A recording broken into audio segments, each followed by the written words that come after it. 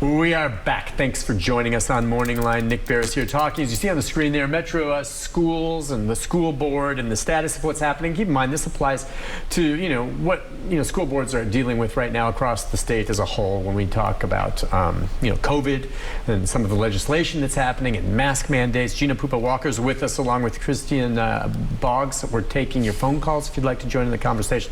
They are both school board members here in Metro. And I guess as we went to the break, just to talk, you kind of laid it out there about how they're frustrated that why not have more dialogue and work it out instead of trying to make a point. Now, we should make the point, too, that right now we're halfway through the school year just about. And you're both right. I hope we don't have a spike over the holidays. But then we get back. I mean, you don't rule out the possibility if Metro continues to monitor this. So wouldn't it be great, as you said, spring break maybe, where kids are coming back to school without masks at that point or sometime in the next school term? Certainly. I mean, we all want a world where students are in school buildings with teachers. We all want a world where we don't have to wear masks, or masks are optional. They're, at your own will, at your leisure. But we don't have a timeline yet because everything is so contingent on potential spikes, like you said, over the holidays, Thanksgiving and Christmas, what the vaccine rollout looks like for our youngest learners, and then how that impacts the community at large. But that is our goal, fingers crossed. I mean, we would love to do that as soon as possible. Gini, you think that the key is that getting these kids vaccinated? I mean, absolutely. I mean, that's really what the science says, right? And we see who's getting hospitalized, who's getting on ventilators, who's dying now. They're unvaccinated folks. And I think, having children vaccinated just provides that level of protection so that they can enjoy, school. I think, when you get to that tipping point, hopefully, of enough kids vaccinated, then it really changes the equation for us. Yeah, okay. And that's what I think everyone's hoping for, just to see that maybe, if not this next year, then certainly maybe we get back to it next year if everything kicks in. But some people don't want to wait that long. We know there's a lot of strong feelings about this. We saw what I thought was an incredibly embarrassing display of just emotion at the Williamson County School Board meeting a few months back. It's absurd, embarrassing, made the state look bad. The behavior of some of the parents outside in the parking lot after the fact. I was asking you during the break whether or not you had reached out to any of the school board members. Certainly you haven't had anything like that happen in Davidson County, but you both said that there have been obviously some angry interactions and emails and things. I want to talk a bit about that. You did reach out to the school board members there, didn't you, at the time as the chairperson? Yes. Just to let them know that they were doing God's work, to remind them, to think of why they do what they do every day. It can tend to be a thankless job, but that we're in a kind of a vacuum right now, and so what we're hearing is not what is truly being felt by the community at large, that they are doing the right thing, that they were in the right by mandating masks, and that we supported them, and that if they needed any help, wanted to have any conversations, that we were open to it. Yeah, I mean, and listen, that's the whole thing, conversations, and I have no qualms with parents that feel one way or the other on this and want to strongly voice their opinion. But when the mouth-breathing buffoons decide to start making threats, and that's exactly what they are. Anyone, on whichever side you are, you're wrong and you're an idiot. And that kind of stuff was happening. So, if you want to express your opinion, fine. If you're against the masks, I have no problem with that. You voice it and discuss it. But when it gets ugly and threats, I mean, it's just gotten to the point where it's ugly like that. I have no tolerance for that crap. If that's you got a problem. So what do you think? I mean, when you see this dialogue escalating in some of the emails you've received from people on either side of the issue, again, I'm not picking on one side or the other. When there's violence and threats, because you just can't handle expressing yourself in a reasonable way, you got the problem, and I've stopped listening to you. I will say that, that is a tiny microscopic number of folks that we hear from. Right. But they make a lot of noise, unfortunately. Absolutely. But we have had parents come to the board, and, we have the public comment where folks can come and speak for 3 minutes on any given topic. We've had people yell at us, lecture us, scream at us. We've had folks unwilling to wear masks in the boardroom. Christians had to clear the entire boardroom because people wouldn't comply.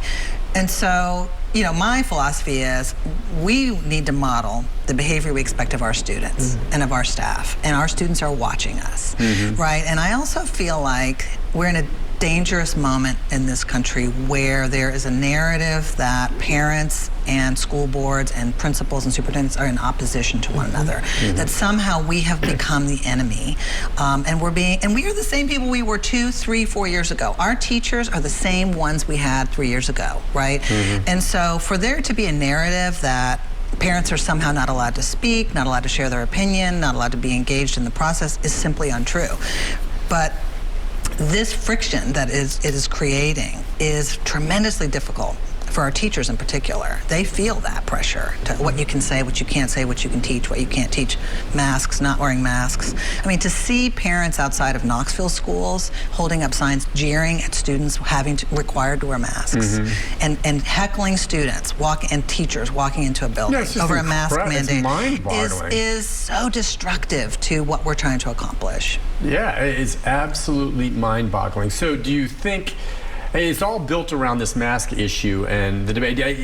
Has it improved at all as we've seen the numbers go down and maybe we're considering other things? I don't see as much of the reaction. Are the school board meetings still as divisive? No. It's gotten better a little bit. Not nearly as bad as they were at the beginning of the year. Right, no. right. We will still get a few emails here or there, sometimes a few letters.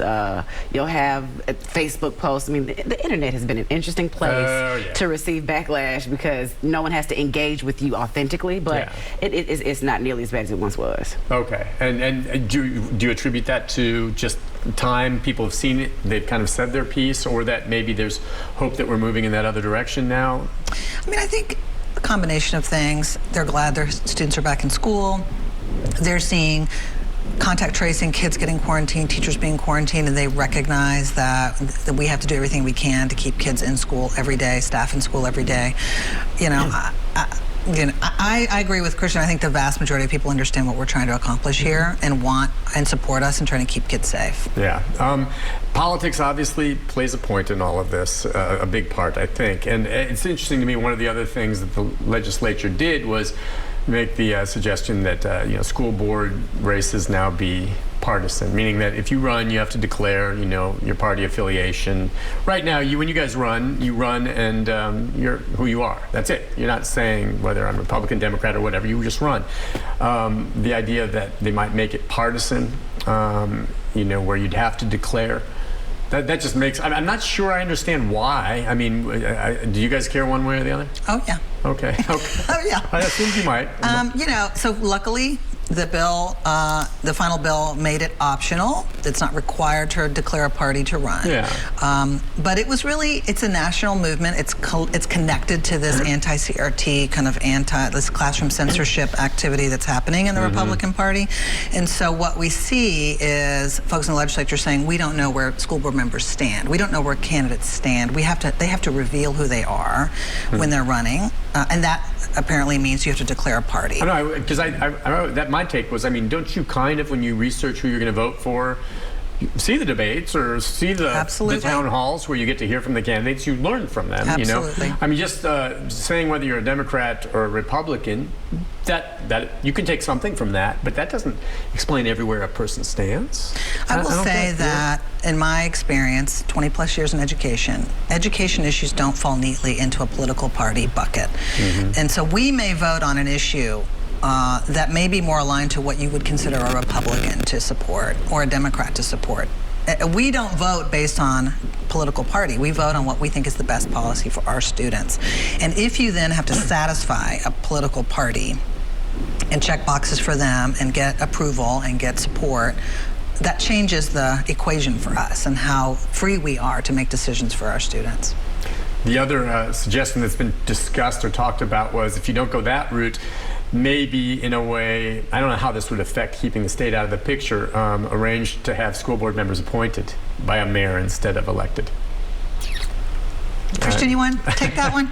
I have so many different thoughts, just because where to even start with that? Because that has been floating around for at least a decade now, where there are some that want to attribute a school system or even a school not doing as well as they think it should to someone or something. Someone has to be held responsible. And we don't really talk about public education in a way that's collaborative. We don't say parents have to be supported, the community has to be resourced, the teachers have to have support and resources themselves, and the school building has to be a place that's loving and caring and held to content rigor, right? Yeah.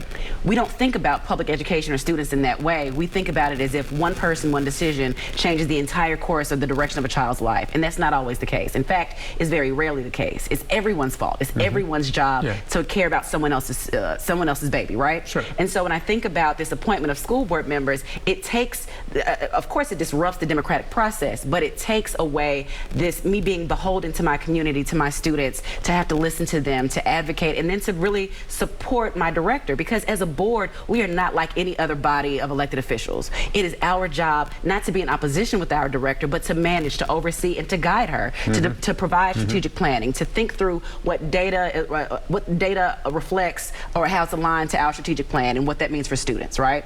And so to want to appoint this kind of separate, disconnected body is again just confusing, and it's interesting that it's being brought up now while you have an almost completely women-led education system. You have a black female director, a black female chair, and then a female vice chair. How is it that now all of a sudden we're not capable of making decisions when the elected bodies have been making decisions for school boards for years, for decades at this point? And so then I think often about our current elected board and how, even though we don't always agree, how we are not nearly as dysfunctional as was once kind of our tag. We are moving along consistently together. We're engaging in civil discord, making decisions, and moving on from them, right?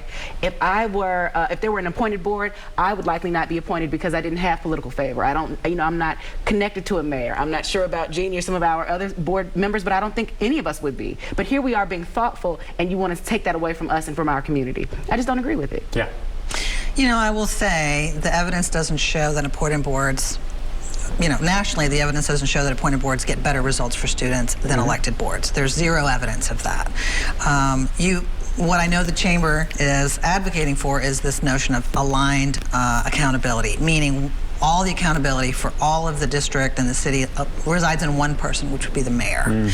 I do think that when you dismantle an elected body in that way, it sends a signal to the electorate that you are not capable of choosing wisely. You don't know how to select school leaders.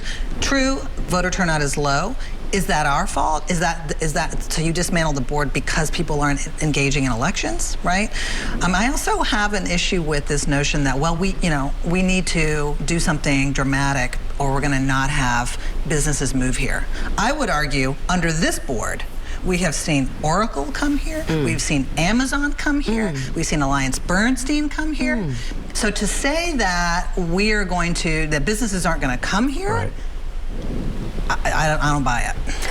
Great point. Listen, we'll take a break and let you continue to discuss this as well. We may take a phone call or two as well. They're very interesting. We'll take a break, be back with more, talking about schools. We'll have two school board members here right after this.